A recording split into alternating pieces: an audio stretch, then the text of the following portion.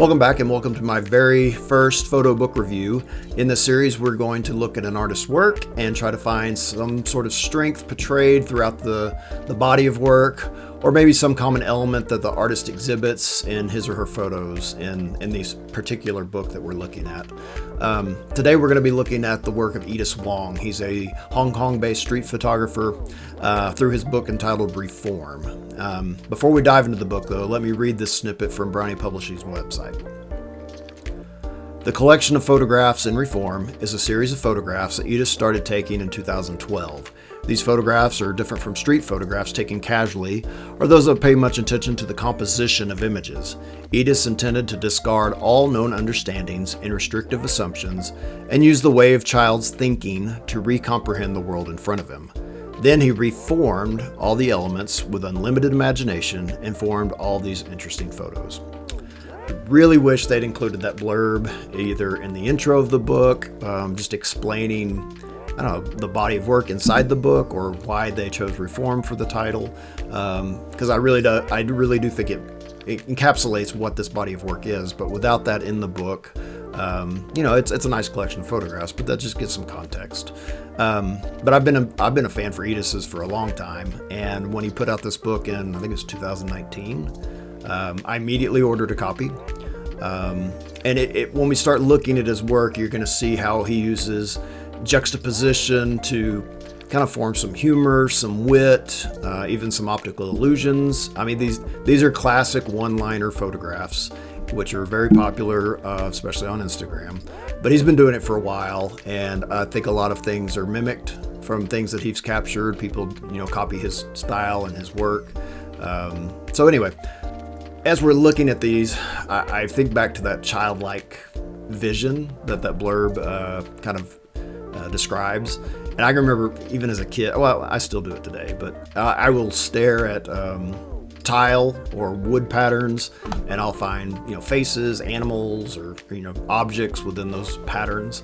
And so I think it's that type of view that brings kind of this lightheartedness to his photographs. So as we go through the book, you're going to see some of that. So let's look at the physical book itself. I like the red cover. The typography on the dust jacket's really nice. It's a very simplistic design, except for maybe the font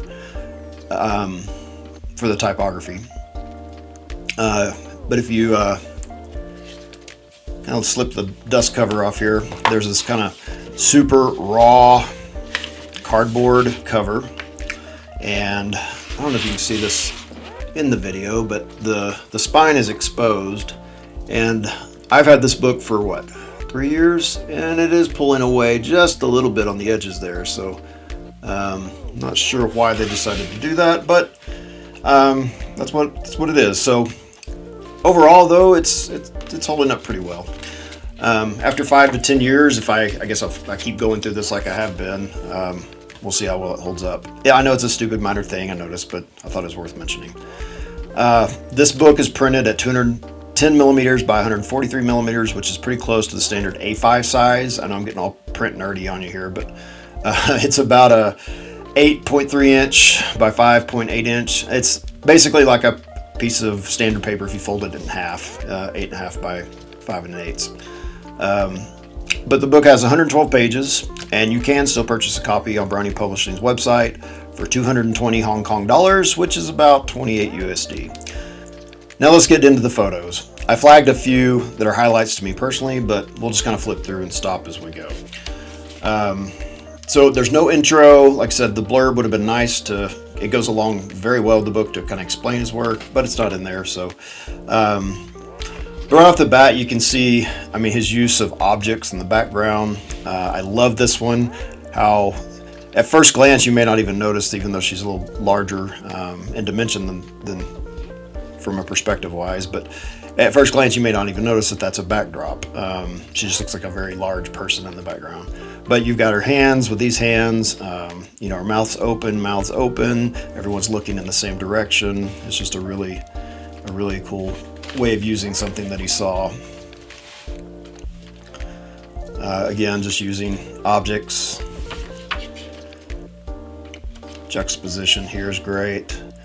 And if you look at his work, I mean, this takes patience, right? This is not happenstance. Like, it's these intentional ways of looking for things that he can use within his photography. So it takes time, it takes patience.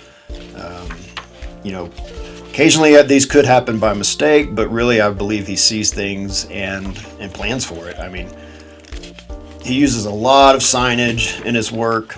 I love this one.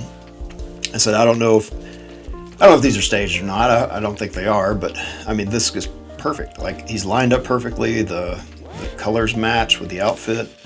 I really like that one. But again, using, you know, parallels. That's a great one.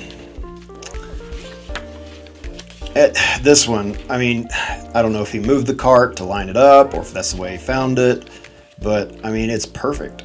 The way the poles are lined up to look like it's holding her up.